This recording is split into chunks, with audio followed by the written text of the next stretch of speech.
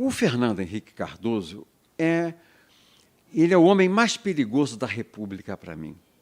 Porque o Lula, todo mundo conhece as posições do Lula. Ele abraça o Fidel Castro, ele defendia o Maduro na Venezuela, ele tem o movimento Sem Terra, que é agressivo, diz que era um movimento revolucionário, tem o Sem Teto com Boulos, tem o Stedley no Sem Terra, mas todo mundo sabe que ele é da esquerda, ele não surpreende ninguém por ser de esquerda.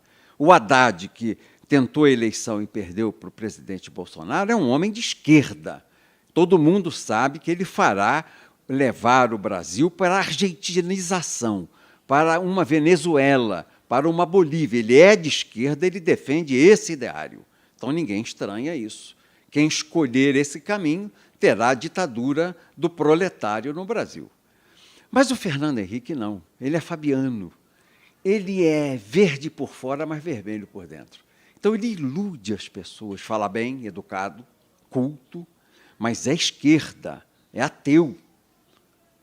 Ele é um homem que não crê em Deus, ele não tem nossos credos, ele não enxerga os valores de família como nós enxergamos, ele não enxerga os legados dos nossos antepassados como nós enxergamos, ele não enxerga a soberania nacional como nós vemos, ele não enxerga o conceito de pátria como nós enxergamos.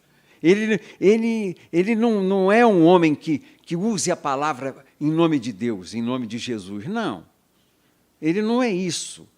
Ele é um homem de esquerda com pose de classe média.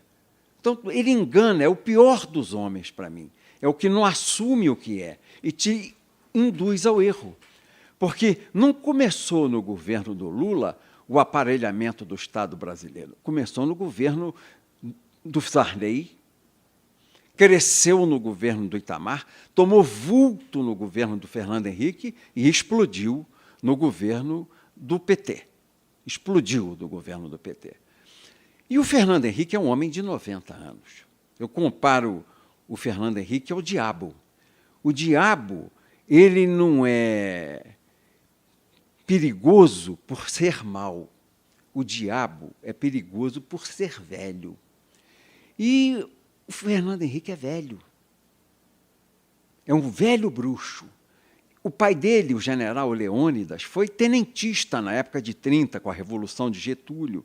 Então, ele viu a ascensão dos tenentes com Getúlio, a Revolução de 30, pondo fim à política do café com leite. Ele viu, no pós-guerra, na redemocratização do mundo, a deposição de Getúlio Vargas, na redemocratização do mundo, pondo fim a todos os regimes de ditadura que havia na América Latina e no mundo. Ele viu a posse de Getúlio em 1952, depois Getúlio suicidar em 54, ele viu a Revolução de 64, não é? Ele viu aquela crise do primeiro-ministro de João Goulart, que era Tancredo Neves, ele viu isso tudo, ele vivenciou tudo isso, ele viu a anistia, ele viveu a anistia comigo no Congresso Nacional. Eu me lembro do Fernando Henrique no Congresso Nacional, nós votamos a anistia ampla, geral e restrita, recebemos toda a esquerda, o Fernando Henrique ali. Ele foi o bruxo que coordenou o impeachment do Collor.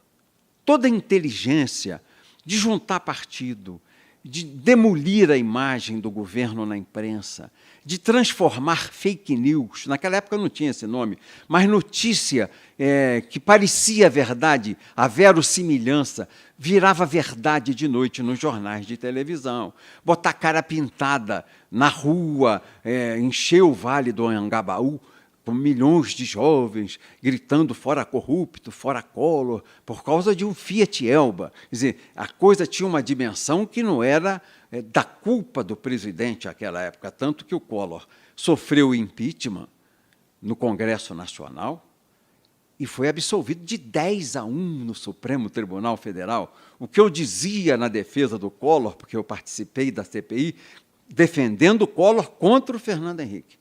Eu dizia, não tem prova, essa prova é falsa, essa prova inexiste, não é verdadeira essa prova. Isso aí é um fax que chegou agora, porque naquela época não tinha computador, era fax.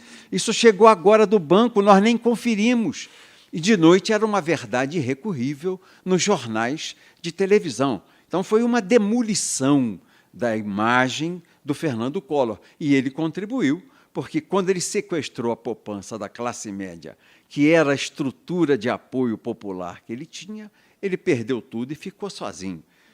Ele tinha o PRN. PRN tinha 12 deputados. Não era nada, não tinha ninguém para defendê-lo, a verdade se diga. Eu fiquei sozinho ao lado dele, porque me apaixonei pela tese de direito e advoguei até o final, dentro do Código de Processo Penal, do Código Penal, do direito constitucional, a defesa do presidente Collor.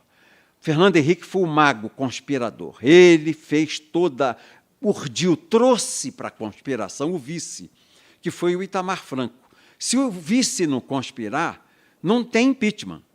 Se o vice não acertar todo mundo antes, chama uma bancada, vocês vão ter isso, esse ministério, aquela autarquia, aquela estatal, aquela diretoria do banco, essas coisas que são normais nessa fase, todo mundo batendo no peito, cantando amor febril pelo Brasil, mas lá por trás dos panos está todo mundo negociando um pedaço da administração para fazer o toma lá da cá. Então, o Fernando Henrique ajudou o Itamar a construir isso, tanto que foi seu ministro. Primeiro, de Relações Internacionais, ministro de Relações Exteriores, depois ministro da Fazenda, fez o Plano Real e foi eleito presidente da República.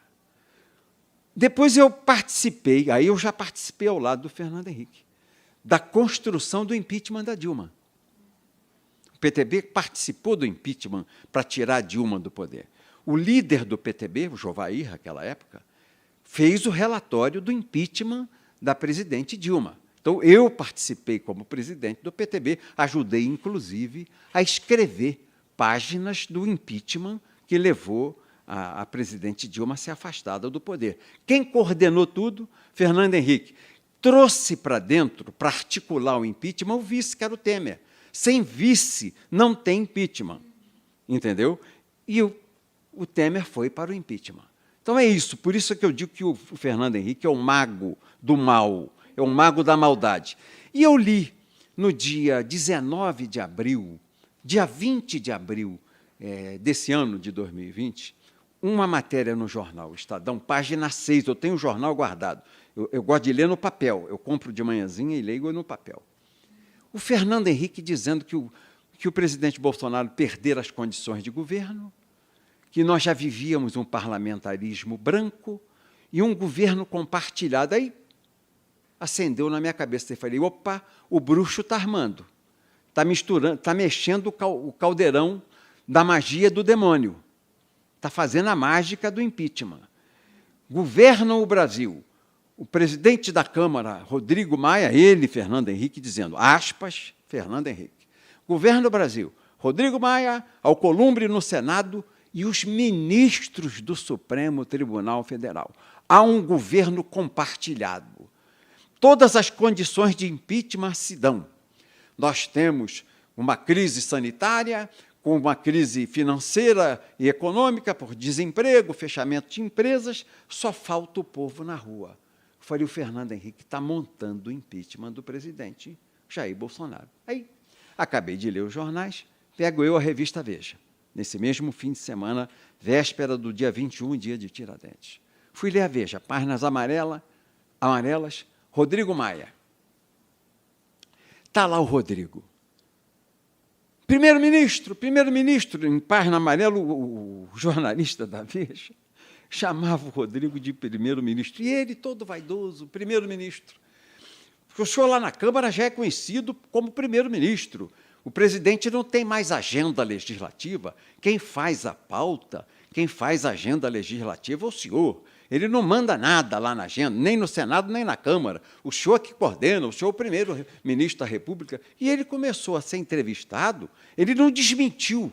Porque o que faria um presidente da Câmara a sério? Repilo.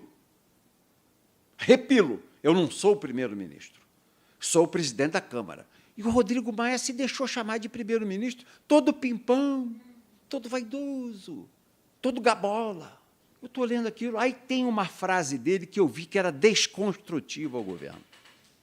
Saiu em negrito, a página amarela da Veja, ela dá assim, umas frases em negrito, tem a entrevista em caixa baixa, e aí saem uns leads assim em negrito. Tinha o primeiro negrito.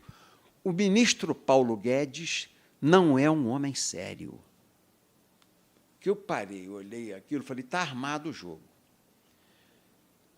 Não existe coincidência política. Essa entrevista do Rodrigo Maia, presidente da Câmara, junto com a do Fernando Henrique no Estadão, Veja Estadão, isso aqui é prenúncio de golpe contra o presidente. Aí comecei a telefonar para os deputados do PTB, para deputados de outros partidos, meus amigos, senadores, e comecei a ver que estavam repristinando uma emenda constitucional de 2001, de um deputado federal de Alagoas, para fazer a reeleição no mesmo ano, na mesma legislatura, para presidente da Câmara e presidente do Senado. Aí eu perguntei aos deputados, mas reeleição por quê que o Rodrigo quer? Não, nós estamos ouvindo dizendo aqui que ele monta o impeachment, ele aceita a denúncia, e aí a gente vota na troca. Olha só, isso...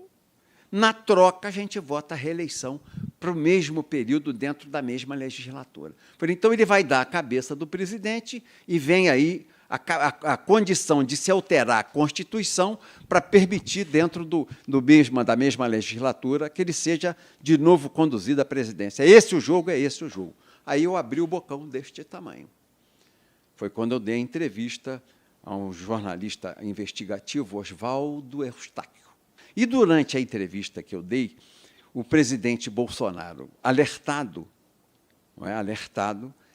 passou a assistir a entrevista, porque o Bolsonaro não tem malícia. É engraçado no Bolsonaro que ele não tem essa malícia política de ver esse tipo de construção conspiratória. Ele não tem essa coisa dolosa do Fernando Henrique, essa coisa dolosa que o Rodrigo Maia já tem, apesar de ser jovem, mas tem o pai na política, foi político muito tempo, o pai prefeito do Rio, então já tem aquele dolo, aquela maldade política. O Bolsonaro sempre foi um artilheiro, sempre foi um combatente de frente, nunca um articulador de fazer o mal, um Temer, que vai mexer um peão no tabuleiro, pensa qual é a atitude, qual é a consequência, o que vai acontecer na 5ª julgada, na 6ª julgada, na 10ª julgada, já mede na frente. O presidente Bolsonaro é rompedor, ele é franco, ele é sincero, ele é honesto na maneira de ser e é honesto na maneira de agir. Então, ele ligou a televisão, foi ver, aí ele entendeu a armação. Ele percebeu que estavam conspirando contra ele. Nós conseguimos abortar o impeachment no Congresso, na Câmara, esses 35 pedidos que há. Nós conseguimos abortar, porque nós matamos a tese da reeleição e perdeu força o Rodrigo Maia como primeiro-ministro, que ele nunca foi, voltou a ser o presidente da Câmara, ele perdeu força para aprovar uma emenda de reeleição para ele ser presidente por mais 2 anos, ou o Alcolumbre mais 2 anos de presidente. Perdeu força.